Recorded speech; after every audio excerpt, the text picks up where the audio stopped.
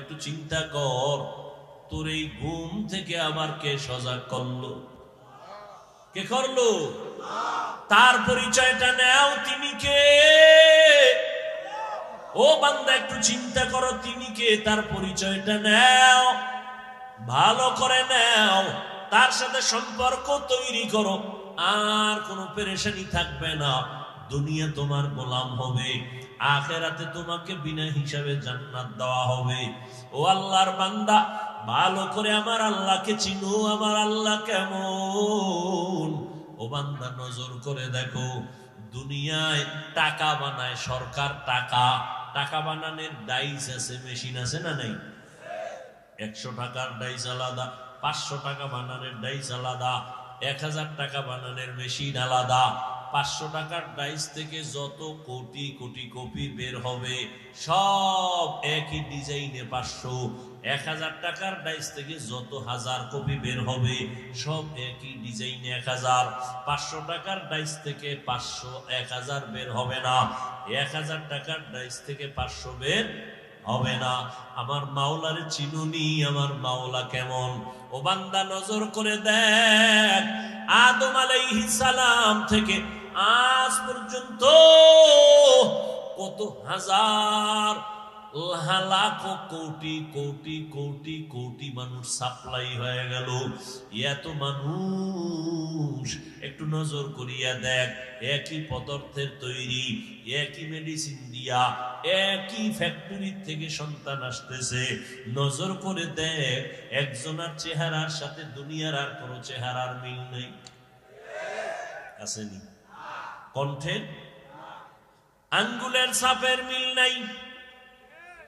কি? একই মায়ের গর্ভের 5টা সন্তান, চেহারা 5 ধরনের, কণ্ঠের আওয়াজ 5 ধরনের, চোখের ভেতরে এমন কিছু কারুকার্য আল্লাহ দিছেন, কারো চোখের ইতে কারো চোখের কারুকার্যে মিল নাই। এজন্য আধুনিক বিজ্ঞানরা, আধুনিক প্রযুক্তি এখন শুধু হাতের ছাপ নেয় না, চোখেরও ছাপ নেয়। নেয় না? নেই। ও বান্দা চিন্তা কর, এত সুন্দর চেহারা দিয়ে কে বানাইছেন? ও বান্দা, ওই আল্লাহর সাথে একটু সম্পর্ক তৈরি করো। উলামায়ে কেরামদের একই কাজ, বান্দার সাথে মাওলার সম্পর্ক তৈরি করানো। নবীদের একটাই কাজ, তাআল্লুক মা আল্লাহ, আল্লাহর সাথে বান্দার সম্পর্ক তৈরি করানো। কারণ জোর কইরা কাউকে নামাজ পড়ানো যাবে না। আল্লাহর মোহাব্বত যখন তৈরি হয়ে যাবে তখন তুমি নিজে নিজে নামাজের জন্য পাগল হয়ে যাবা। কই দোকান, কই বাড়ি, কই গাড়ি, নামাজ ছাড়া ভাল লাগবে না, তোমার তেলাওয়াত ছাড়া মজা লাগবে না। ওই আল্লাহর সাথে সম্পর্ক তৈরি যদি করতে চাও, তাহলে বান্দা আল্লাহর মোহাব্বত অন্তরে জমা করতে চাইলে অন্তরটারে পবিত্র বানান লাগবে। অন্তর পবিত্র বানাও। বলে কেমনে? বলে অন্যায় যা করছো অন্যায় থেকে নিজেরে বাঁচাও। বলে অন্যায় থেকে বাঁচবো কেমনে? বলে একটা মেডিসিন লাগবে, না হয় বাঁচতে পারবা না। ওই মেডিসিনের নাম হলো আল্লাহর ভয়, তাকওয়া। আর ওই তাকওয়া যদি অর্জন করতে হয়, এই জমিনে একমাত্র তাকওয়ার গোডাউন হলো আল্লাহর প্রিয় বান্দা যারা আল্লাহ ওয়ালা, তাকওয়ার উপরে চলে, এদের সাথে সম্পর্ক লাগাও। এদের নেক নজর যখন তোমার ভেতরে চলবে তখন তোমার অন্তরে তাকওয়া, আল্লাহর ভয় শুরু হবে। এখন তোমার গান গাইতে ভাল লাগে, তখন এখন তোমার নামাজ পড়তে ভালো লাগে না। আল্লাহর ভয় যখন আসবে তখন তোমার নামাজ ছাড়তে ভালো লাগবে না। এখন তোমার পর্দা করতে ভালো লাগে না। আল্লাহর আযাবের ভয় যখন অন্তরে আসবে তখন তোমার পর্দা না করলে ভালো লাগবে না। এখন তোমার জিকির করতে ভালো লাগে না, তখন তোমার আল্লাহর ভয় আসলে জিকির না করলে মজা লাগবে না। এই অবস্থানটা তৈরি করার জন্যই লাগবে খাঁটি আল্লাহ ওয়ালাদের সোহবত, আল্লাহ ওয়ালাদের নেক নজর। তাদের নেক নজর নেও, তাদের দোয়া নাও, সোহবত নাও। দুনিয়াটা কিছুই না রে বাবা। তোমার মাথায় কত পরিকল্পনা নিয়ে তুমি চলতেছো প্রতি রাত, তুমি এই করবা সেই করবা, কিন্তু মরিয়া গেলে তোমার গায়ের জামাটা পর্যন্ত আপনজনেরা বেলেট দিয়ে কেটে রেখে দিবে। 3টা সাদা কাপড় আমি বক্তা হওয়ার কারণে একটা কাফন কেউ বাড়াইয়াও দিবে না, রিক্সার ড্রাইভার গরিব হইয়া মরার কারণে একটা কাফন কেউ কমাইয়াও দিবে না। ও আল্লাহর বান্দারা, এই আমারও সাদা 3টা কাফন, আপনারও সাদা 3 কাফন। ওই কবরে যাওয়ার পরে প্রশ্ন সবার বেলায় সমান। রবের পরিচয় দাও, ধর্মের পরিচয় দাও, রাহমাতুল লিল আলামিনের পরিচয় দাও। এখানে আপনারা মুসলমান, আমিও মুসলমান, সব আমরা একই ধর্মের মানুষ নাকি? আপনাদের আল্লাহ আমার আল্লাহ 2 না 1? আপনাদের নবী আমার নবী, আপনাদের কোরআন আমার কোরআন, আপনাদের কাবা আমার কাবা, আপনাদের ধর্ম আমার ধর্ম, আপনাদের কালেমা আমার কালেমা। দুনিয়াতে আসছি এক, যাব এক, কিন্তু দেখছেননি আপনার টুপি পরতে লজ্জা লাগে, আমার টুপি না পরলে লজ্জা লাগে। আপনার দাড়ি রাখতে লজ্জা লাগে, আমার দাড়ি কাটতে লজ্জা লাগে। আপনি মসজিদে ঢুকতে লজ্জা পান, আমি মসজিদে না ঢুকলে লজ্জা পাই। আপনি পর্দা করতে লজ্জা পান, আমি পর্দা না করতে লজ্জা পাই। মা, আপনিও আল্লাহ মানেন, নবী মানেন, কোরআন মানেন, হাদিস মানেন, আমিও মানি। আমার আপনার আল্লাহ এক, নবী এক, কোরআন এক, হাদিস এক, কাবা এক, ধর্ম এক। অথচ আপনি টুপি পরতে লজ্জা লাগে আর আমার টুপি না পরলে লজ্জা লাগে। কারণ কি? কার জন্য আমি পরব তারে তো আপনি চিনেন না, আমি চিনি। এমন চেনাই চিনি যে এর উপরে আমার মরণ হলে আমার মঙ্গল, আমার কল্যাণ। আপনি সে আল্লাহর মহব্বত এখনো জমা করতে পারেন নাই, যে কারণে আমরা বয়ান কইরা পাও ধইরা বুঝানোর পরও টুপি পড়তে চান না। কারণ মোহাব্বত এখনো তৈরি হয় নাই। মোহাব্বতটা যেদিন তৈরি হয়ে যাবে তখন আপনি টুপি ছাড়া ভালো লাগবে না, নামাজ ছাড়া ভালো লাগবে না। আর এই জন্যই উলামায়ে কেরামদের সোহবতের দরকার। ও আল্লাহর বান্দারা, আজকে আমিও কিন্তু টুপি মাথায় না দিয়েও চলতে পারি। আপনার মতো দাড়ি খেইটা প্যান্ট শার্ট পরে যদি চলি কেউ বাধা দিবে না। টুপির কারণে মাথা গরম সব বুঝি, এরপরও টুপি ফালাই না। দাড়ি রাখার কারণে যৌবনের ভাব চলে যায় জানি, এরপরও দাড়ি কাটি না। ও আল্লাহর বান্দারা, শীতের মধ্যে ফজরের সময় ঠান্ডা পানি দিয়ে ওযু বানায় নামাজ পড়তে কত কষ্ট, তারপরও নামাজ ছাড়ি না। আসলে ব্যাপারটা কি জানেন? আমার মাওলার কোরআন সত্য, কোনো মিথ্যা নাই। ওই কোরআনে স্পষ্ট আল্লাহ বলেছেন, ইন্নাল আবরারা লাফি নাঈম ওয়া ইন্নাল ফুজ্জারা লাফি জাহিম। নেক আমল যারা করবে তারা জান্নাতের পথিক, যারা গুনাহ করবে তারা জাহান্নামের পথিক। জান্নাতটা কেমন আরামের ঘর আল্লাহ তাও বলেছেন, জাহান্নামটা কেমন ভয়ঙ্কর তাও আল্লাহ বলেছেন। ও বাবা, দুনিয়ার জমিন থেকে বিজ্ঞানীরা বলে 9,30,00,000 মাইল উপরে সূর্য, আর দিনের বেলা ছিল গরম ছিল, রাতে নাই, এরপরও কেন গরম লাগে? কিয়ামতের ময়দানে সূর্যটা মাথার উপরে নেমে আসবে।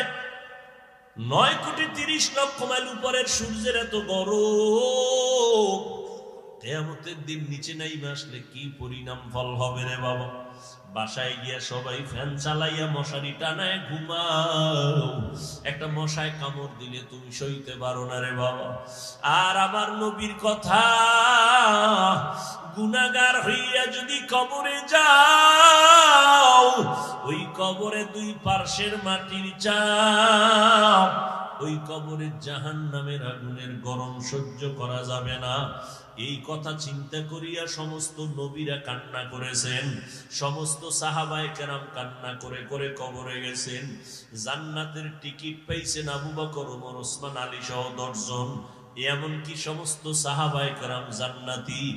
এরপরেও তারা মৃত্যু পর্যন্ত কান্না করেছেন। তাদের জান্নাতের টিকিট পাইয়াও কান্না বন্ধ করেন নাই। তাহলে তাদের তুলনায় আমাদের তো ইলম আমল কিছুই নাই, কি পরিমাণ কান্না দরকার। অথচ গুনার কারণে দিলটা এতটাই শক্ত পাথর, চোখে পানি নাই, নিজেও কান্নার চেষ্টা করি না, কেউ যদি কান্না করে তাও পছন্দ করি না। ও আল্লাহর বান্দারা, আজকে আমার ডানে বামে বন্ধু বান্ধবের অভাব নাই। কোনো বিপদে পড়লে টেলিফোন করলে কত আপনজন চলে আসে। কিন্তু আমি যখন মরিয়া যাব কেউ আমার পাশে যাবে না, আমার কবরে একা রাইখা সব বিদায় হয়ে চলে যাবে। ওই কবরে আমি তখন একা। আর যদি গুনাহ অবস্থায় কবরে যাই, নেক আমল না নিয়ে যাই, ওই কবর হবে আমার জন্য জাহান্নামের কারণ। আমার আল্লাহর নবী বলেন, আমার আল্লাহ কবরের মাটিকে বলবে, ও মাটি, এই নাফরমান গুনাহগারের দুই পার্শ্ব থেকে জোরে জোরে চাপ দাও। ও যুবকেরা, একটু চোখ বন্ধ করে চিন্তা করো, একটা মশার কামড় সইতে পারো না, মাটির চাপ কেমনে সহ্য করবা? নাকি কোরআন শরীফটা মিথ্যা মনে করছো? পারলে প্রমাণ বের করে দাও, একটা ভুল আছে কিনা। যদি ভুল বের করে দাও, আমরা আর কোরআন মানবো না, আল্লাহ মানবো না, দাড়ি রাখবো না, বেপরদায় চলবো, নাচ গান করবো।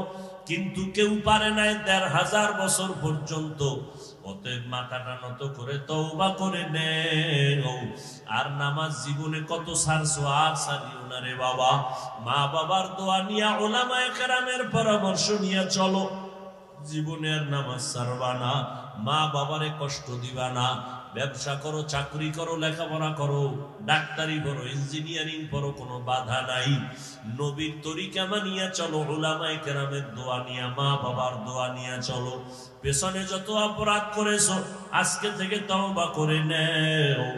আর আল্লাহকে মনে মনে বলো, হে মালিক, আর জীবনে গুনাহ করব না, নামাজ ছাড়ব না, দাড়ি কাটবো না, বেপরদায় চলবো না, মানুষের হক নষ্ট করব না, মা বাবারে কষ্ট দিব না, উলামায়ে কেরামের বিরোধিতা করে গুনাহগার হব না, নবীর আদর্শ নিয়ে চলবো রে আল্লাহ।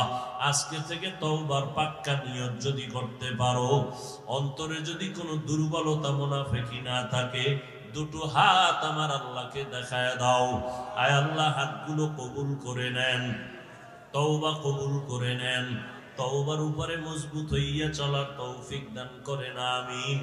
আলহামদুলিল্লাহি রাব্বিল আলামিন, والصلاة والسلام على سيد الأنبياء والمرسلين وعلى آله وأصحابه أجمعين. يا أرحم الراحمين، يا أرحم الراحمين، يا أرحم الراحمين. رب ارحمهما কামা রব্বায়ানি সগীরা। আয় আল্লাহ, আমাদের জীবনের গুনাহ মাফ করে দেন। আয় আল্লাহ, আমরা যারা হাত তুলেছি সবাইকে কবুল করে নেন, মাহফিল কবুল করে নেন, এলাকায় শান্তি দান করেন। আয় আল্লাহ, আমরা সবাই গুনাহগার, মেহেরবানি করে গুনাহমুক্ত জীবন দান করেন। আয় আল্লাহ, নবীজির সুন্নাত ওয়ালা জিন্দেগি দান করেন। আয় আল্লাহ, যারা ব্যবসা করে, চাকরি করে, কামাই রুজিতে বরকত বাড়ায় দেন। লেখাপড়া যারা করে, পরীক্ষার্থী কামিয়াবি দান করেন। মাদ্রাসা মসজিদ গুলো কবুল করে নেন। আয় আল্লাহ, অন্যান্য